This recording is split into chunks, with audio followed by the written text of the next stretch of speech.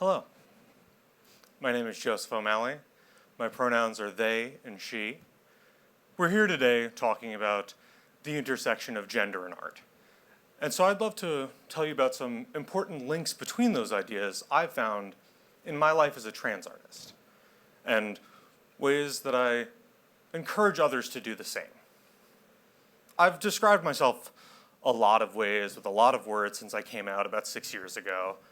Queer, non-binary, trans femme, all of them meaningful in their own ways and all of them still applicable on different levels.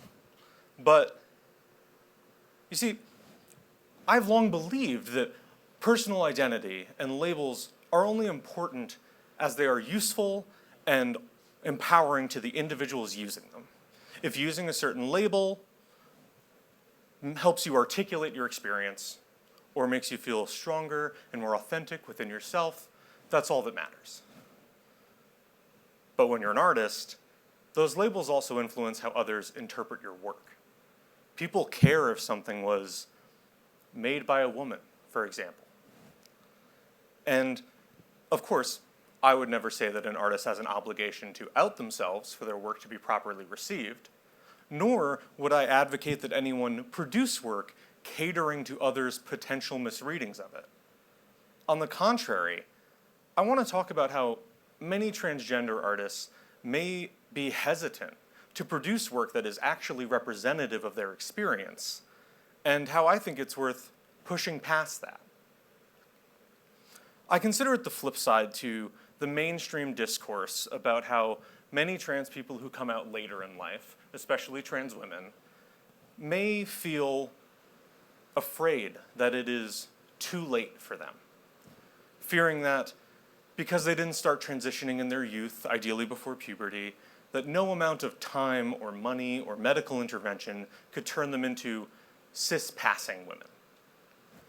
Meanwhile, for trans artists, there can be a compounding anxiety that without hitting certain arbitrary milestones, they may not be trans enough, and that it may be too soon for them to start making explicitly trans art, fearing that, for example, until they look more like a woman, they shouldn't make work about their own womanhood. In case it's not obvious, this is a reticence that I've experienced. My graduate thesis, which you can see here, won the 2024 SVA Alumni Society Thomas Reese Memorial Award for projects addressing humanitarian issues. And it was about my relationship to femininity and how it was influenced by the reductive representations of women in media. And I almost didn't make it. A core part of that project was a photo series examining the objectification and sexualization of women in media. And I was making images that even I would feel differently about based on the gender of the artist making them. And in the behind-the-scenes documentary that I also shot for the project, I spoke explicitly about my fears about sharing these images while many would still perceive me as a man. But after a lot of encouragement from professors, advisors, and loved ones, I went forward with it. And even though the film itself had its own series of theatrical gestures dramatizing the distance between my appearance and my identity, there's also a blink and you'll miss it moment in the film that is technically the first time I ever referred to myself as a woman. And even if that's not the only label I would use to describe myself, making that project was an essential part of my coming to terms with that part of myself. And that's really what I want to dig into today. That it should never be too soon for trans artists to express themselves through their work, because we often need to. And moreover, people need to see it. If we're ever going to understand ourselves and each other, we need broader representation of transition itself. You see, there's often this gap, this jump that occurs in people's minds where we can sympathize with a trans person at the tense moment of coming out, and we can celebrate them when they reemerge from the cocoon, a beautiful, fully realized butterfly with new body parts draped in new clothes and so on. But the reality is, a person's relationship with gender is not bookended like that. There is no cocoon. Trans people are people the whole time. And not just between those 2 points, but for their whole lives before and after. The way I look at it, throughout life, for everyone, but especially for trans folks, it's like you've got these 2 lines running alongside each other. There's this baseline here at the bottom. That's your internal experience of yourself, how you feel deep down, who you really are inside. And then there's this other line up top on the surface. That's how you express yourself externally. What your body looks like, how you dress, talk, move, everything. And for trans folks, it's just about trying to get those 2 lines closer together. That's all transition is, really. Trying to get your expression closer to your experience. And there's a lot of ways people try to do that. The nonprofit organization, GLAAD, for example, breaks it into 3 main categories: social, legal, and medical. And this framework can be helpful to understand, so I'm going to do a quick detour to knock some of the technical bits out of the way. When we do get to talk about transition, we're usually looking at those 3 parts of it. Social being coming out to your friends and family, maybe changing your pronouns. Legal being the codification of that, changing your name legally, etc. And medical being the big one on the news all the time. Medical treatments, hormone treatments, potentially surgeries, etc. But even those otherwise useful and important terms are still all about after you come out. They're still primarily framing transition as a point A to point B process. But what about before or after? What about when you go back and forth over time? You see, I started growing my hair long when I was in the 3rd grade. And I started wearing heels and girls' jeans in middle school.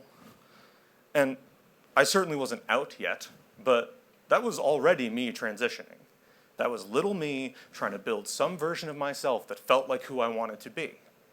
And when I got bullied out of it and started performing boy as hard as I could through high school and college, I would even call that a period of detransition.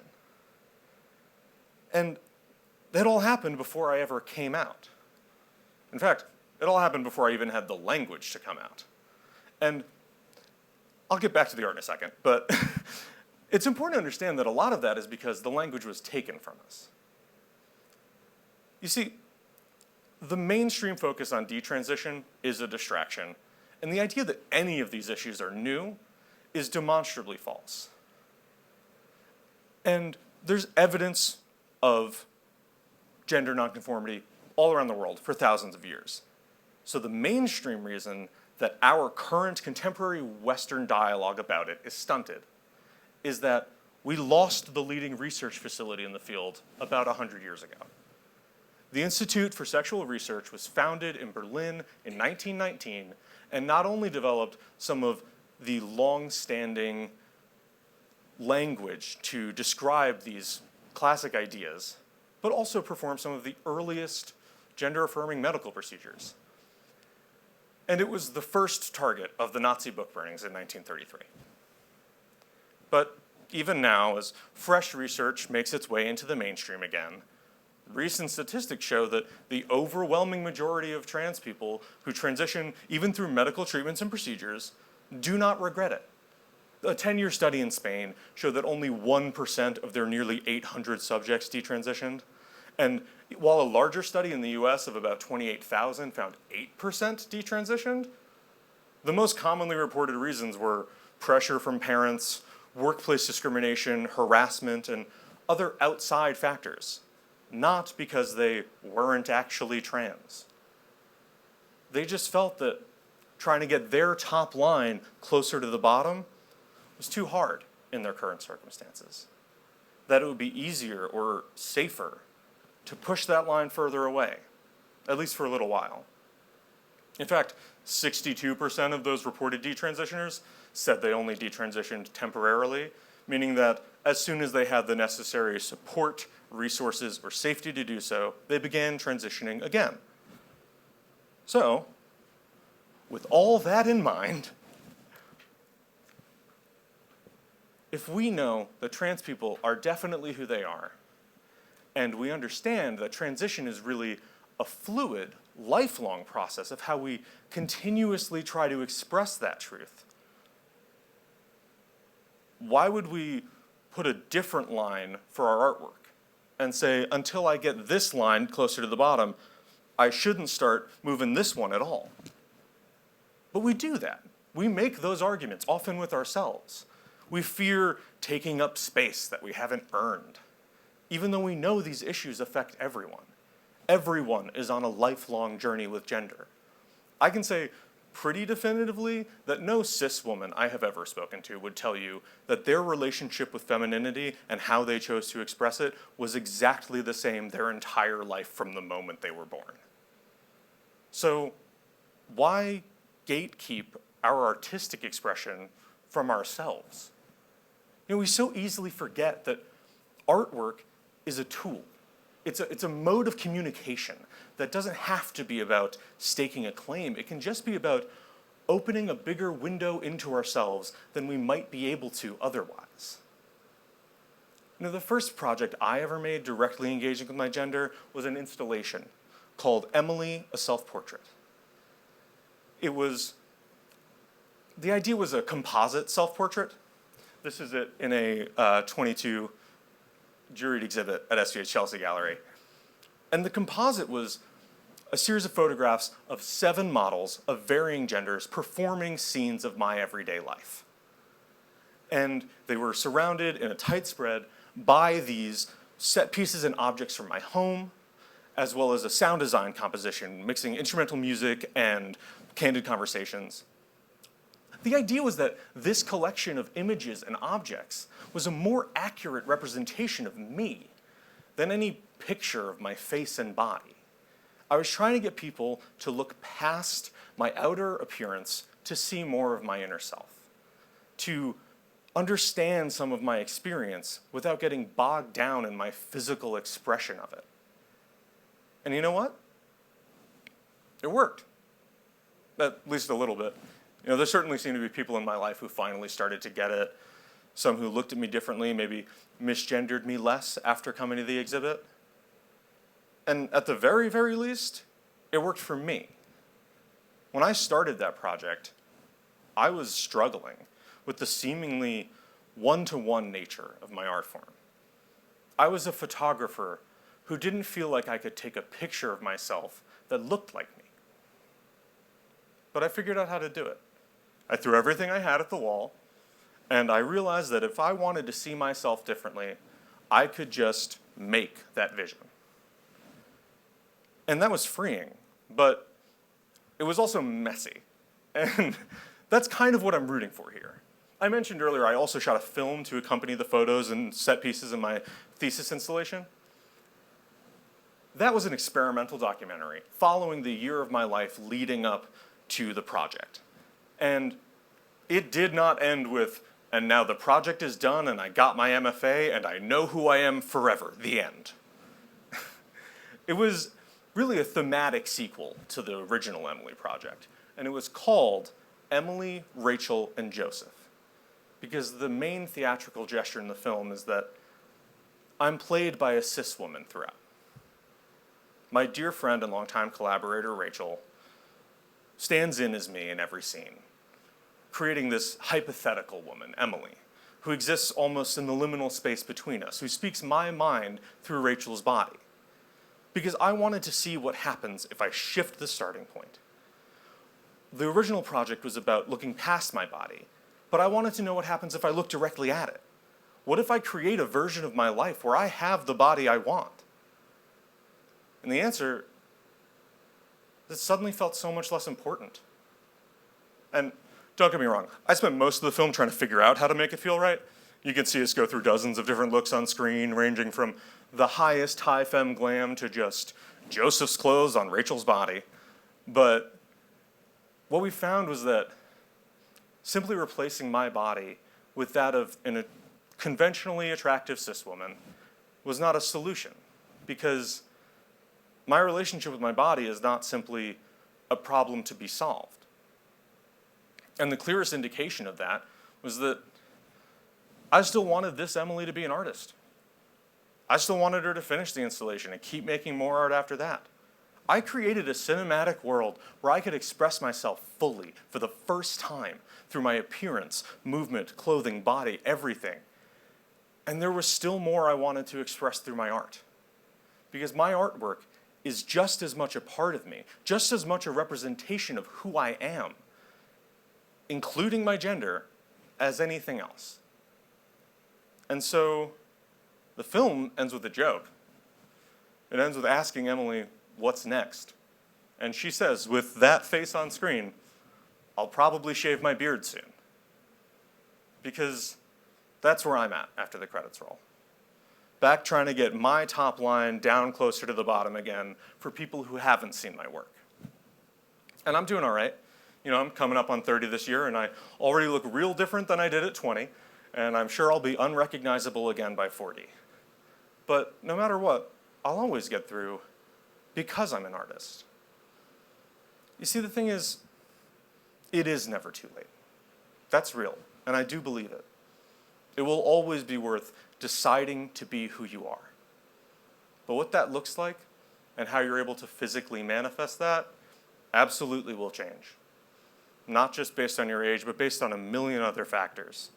You know, I would be lying if I said that there weren't things about my body that I really wish I had the vocabulary to do something about when I was still a 12-year-old kid buying girls' jeans at the mall.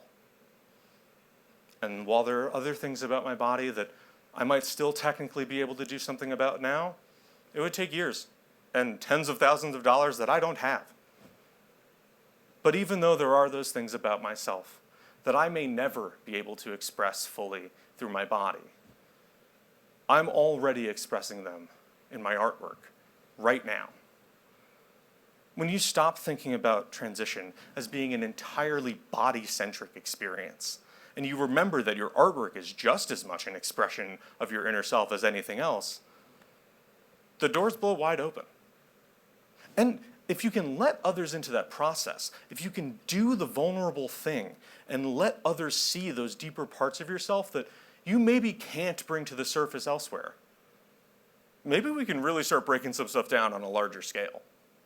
Because in the bigger picture, engaging with gender expression as a continuously evolving practice is the only way we will ever be able to fully deconstruct our preconceptions about gender. We need to lean into the in-between moments, even if they feel messy or don't end up where we expected them to. As the cultural dialogue evolves, we need artwork reckoning with gender, not just from artists of all genders, but by artists at all stages of their personal journeys with gender. So, before I leave, I'd like to encourage all creators, and especially SVA's upcoming generation of artists, to boldly embody themselves at every stage of their journeys.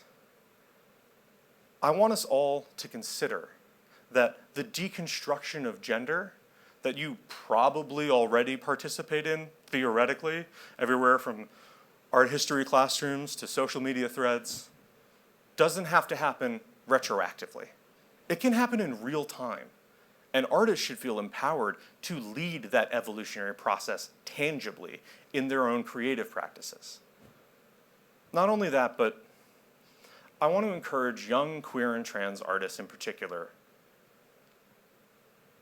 and remind them that your artwork is a part of you, like anything else. Trans people are already who they are.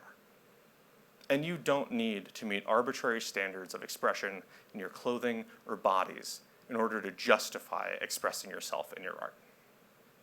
Thank you.